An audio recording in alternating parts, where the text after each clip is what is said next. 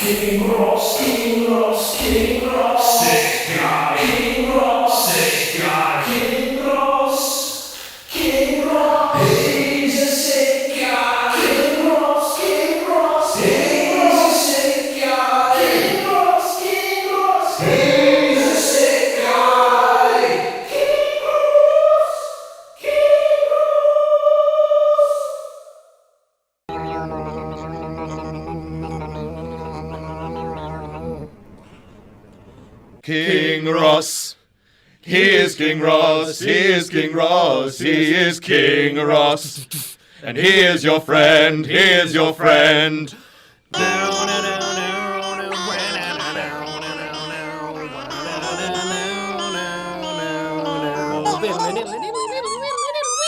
King Ross, he is King Ross, he is King Ross, yes, he is King Ross.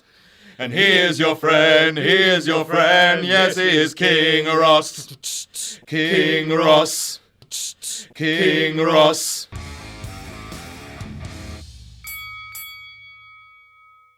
It's me, it's that K-I-N-G, and it's that time of the bastard week once again where I take a look at the WTF moments from NXT Takeover Toronto. Ow! And we start with a sign that read, ditched my GF2C Bobby R. Basically, bollocks. Would Bobby Roode have ditched his girlfriend to see you, you filthy dirty mark? Would he? I bet that GF was fucking MU. MU meaning made up, you virgin bastard. We all know how matches start. The referee goes like that towards the bellman. The bellman rings the bell. The wrestlers wrestle. That's what happens every pissing time. Not this time, though. No, the referee didn't do that, and the bellman was ringing the bell when he shouldn't have. What a bell end. And now I know I've been nice to him recently, but I can't think of anything funny to say apart from bell end, which is penis humour. So Kevin Dunn's fault. It was all fucking Kevin Dunn's fault. His teeth clanged on that bell when they shouldn't have done. All the way from the production truck. They somehow wormed their way to the arena, banged the bell twice, and then wormed their way back into Kevin's gob. That's what happened. Teeth! And we have one of my pet peeves in wrestling, the "This is awesome" chant, when Bobby Roode and Ty Dillinger were merely walking round in circles doing absolutely sweet call. Anyway, it shouldn't have been a "This is awesome" chant. Surely Marks in the arena should have realised it should have been a "This is glorious" chant, because Bobby Roode and glorious. You smelly fucking Marks, not only do you come up with the most redundant chant in the history of redundant chants, you fucking do it wrong as well. If you're gonna be smelly loser internet virgin Marks, at least do it fucking properly. I will bite your nose off. Will I I will not put your greasy acne-ridden schneck in my mouth, because my mouth is where the magic happens, if you know what I mean. It's Jim fucking Ross. Look at him there trying to be all conspicuous and whatnot, even though he did commentate the biggest British wrestling event of 2016. There he is, just trying to go under the radar. Ah, shit. Did you see Bobby Roode Irish whip Ty Dillinger into the far corner of the ring, and before doing so shout "stay" to Ty, meaning Ty, you stay in that corner before I run up to you and smash the shit out of your face? Well, I fucking didn't, because I can't think of anything else to say. I suppose we're gonna have to go back to Kevin Dunn, because Kevin's teeth are that fucking big. The sound waves in the arena were reverberating around them. Reverberating around them. They were reverberating around them. Reverberating around them. They were reverberating around them. I did not stay up all last night after having a few pints. I'm not pissed as a fart. I am pissed as a fart. But anyway, Kevin's teeth, sound waves, reverberation made everything louder. That's what happened. Take it to the bank. Shane Thorne! He shouldn't be fucking landing like that on the apron, should he? We all know how we have a thorn in our side from time to time. But I bet that one there, it felt like a thorn in his head. Yes! Get in! You love it! We're with Tom Phillips now, who was complaining about that shark cage with Paul Ellering inside it not doing its job. Its job was to keep Ellering out the match, but the fact that, you know, it was a shark cage, therefore had gaps in it, and it was only several feet away from the ring, it didn't do its job, and it didn't stop Ellering from getting involved in the match. WTF, Tom? Or WTF Book, as I should be saying. More like Triple H, I mean. NXT, God, it's more like NXT. Why the f did they not just have Ellering banned from ringside? Therefore, he couldn't have done anything to get involved because he would have been backstage, miles away from the ring. There would have been nothing he could do unless he was a wizard or like Broken Matt was some sort of drone thing. I mean, it is a distinct possibility because with those fucking turtlenecks, it indicates to me that he is one evil fucking bastard. But still, lock him in a room backstage, problem solved. Shark Cage looks good, isn't bottom fit for purpose. Isn't fit for purpose. Wah wah wee wah. One of the authors had pinned through the chin that Paul Ellering threw down into the ring, into the fucking crowd. Health hazard 101. I suppose you could say that match was off the chain. Get in there! I bet the fans in the crowd were wishing they were wearing chainmail when that heavy fucking chain was flying towards their heads. Get in there! And I suppose you could say that author of pain was a bit of a dick throwing that chain. You could call him Dick Cheney. Get in there! Ow! You fucking love it! And next we have that sign that was a list, you know, like the list of Jericho that had Joey Styles, the Screwjob, and Kevin Nash's quad on it. Quite frankly, you horrible internet virgin smart bastard, that's enough wrestling for you. Stop trying so hard. You try hard. Go home, go and think about what you did and cry into your blarting sock. You know, when you see the Young Bucks and Will Ospreay doing a Hurricane Rana into a Melter Driver, and you're sitting there going, oh, Japan, oh. We have a sign that said hard for revival, meaning that man holding it there had a stiffy for the revival. Imagine that, having a stiffy for the revival.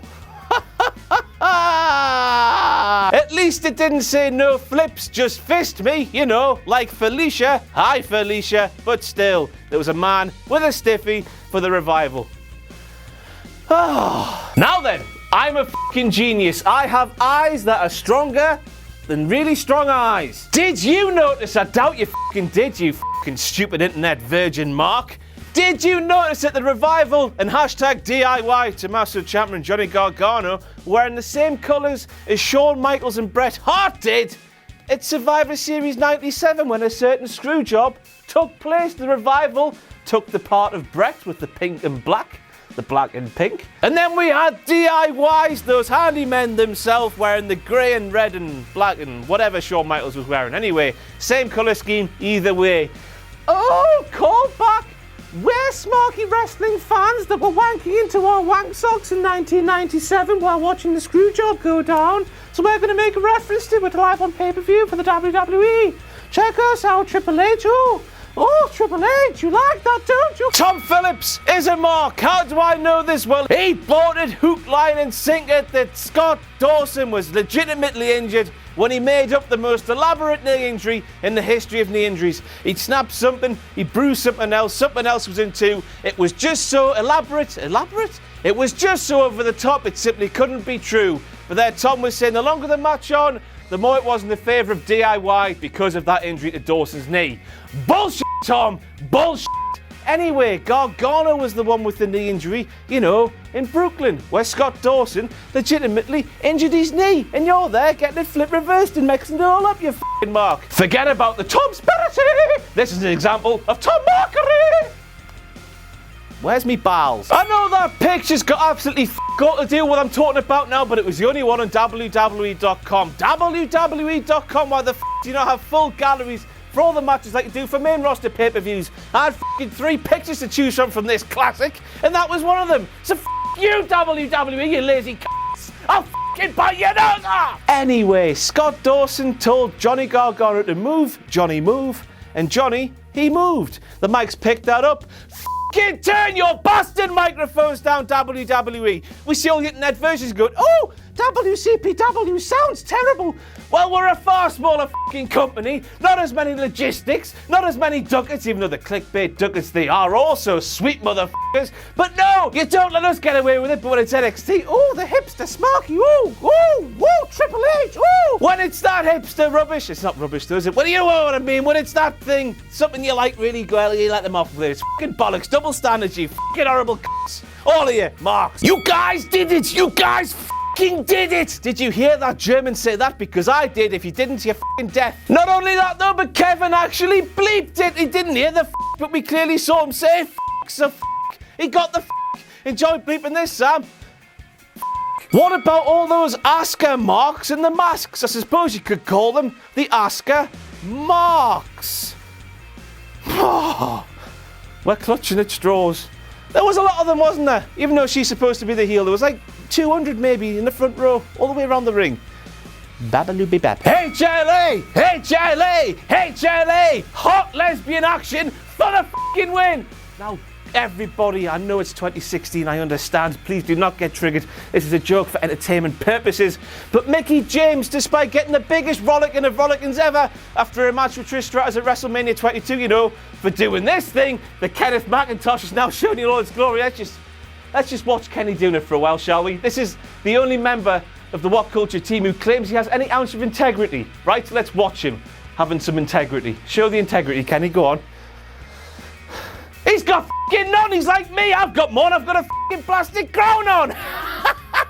But even though Mickie got the biggest rollickins ever for doing that lesbianic thing on the biggest stage of them all, she did it again in Toronto when she went towards Asuka. I didn't expect it, you didn't either, knowing that backstory, so WTF. What the f*** was the point of those violinists, violin players, violiners? What the f*** was the point? And there was hundreds of them out there, but not a single one of them was making any difference to Shinsuke Nak's theme. They were just playing the CD, or the MP3. It is 2016 after all. And they were all there doing that, making absolutely no difference to what we were hearing. What was the point? I don't know. Although, I suppose you could say that somebody must have forgotten to plug them in. I don't know who that could be. The following contest set for one fall is for the NXT Championship. Introducing first, the challenger from Huntington Beach, California, weighing in at 282 pounds, Samoa Joe. Pause for pop.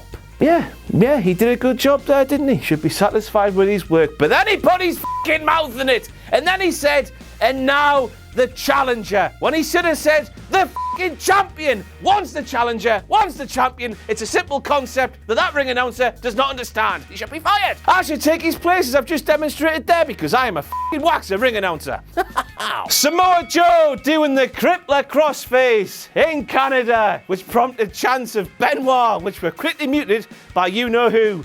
Good work, Kevin. But I'm sure Vince McMahon was f***ing pleased. Why was he f***ing pleased? Because, you know, because he spent the last 9 bastard years doing his bestest for us to all forget about Chris Benoit. And then there's Samoa Joe doing his signature move in his homeland, prompting chants from the crowd. Do you know why he wanted us to forget about him? Well, if you don't, where the f*** have you been? Let's run through it. He murdered his wife, he murdered his child, and he committed suicide. But Joe apparently don't give a shit about that, though.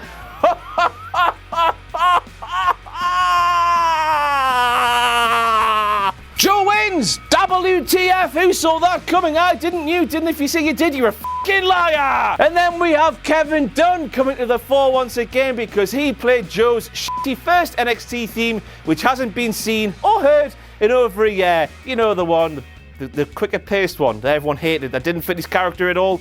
But though, Kevin played it for some reason, when it shouldn't even have been a pissing option. Obviously, one of his fucking front teeth has jumped out of his mouth, ran all the way back to Stamford, Connecticut, gone in the music library of WWE, picked up the MP3 of that old shitty theme, rolled it all the way back to Toronto, and then put it on Kevin's desk, and then Kevin's hit the wrong fucking button. He's been murked out by his own fucking teeth. You don't know what murk means?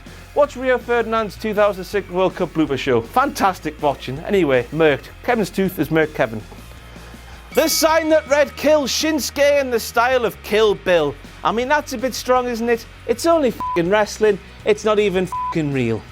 And we end with a bit of a pondering thought. When will WWE learn another fantastically relentless, brilliant NXT show is going to undoubtedly steal the thunder out of a main roster pay-per-view? NXT was up hither. Survivor Series has got to be up hither. Otherwise, it's been upstaged by what is still considered by some as developmental. It happens all the f***ing time. Dallas, SummerSlam, and now Survivor Series. When will they f***ing learn? Over to you, Survivor Series. I would not want to follow that takeover. All the best. Good luck to you. Bonne chance, as the French would say. You know, because we're in Canada. And that's it for all the WTF moments from WWE NXT Takeover Toronto. Aye. Bye-bye. Hello, magazine called Wrestling. That's right, it's time for issue 3 of Wrestling, this time focusing on the 100 greatest wrestlers of all time. That's been decided by our votes, wrestlers' votes, and of course, your votes. There's a big feature on the practice of blading, and of course, a How WWE Should Have Booked written by this guy. This time, How WWE Should Have Booked the anonymous Raw general manager. Not only that, but there are 5 covers of WhatCulture Wrestling 3 to collect out there. Can you catch them all? I don't care. Wrestling! As ever, you can pre-order the magazine by going to shop.whatculture.com.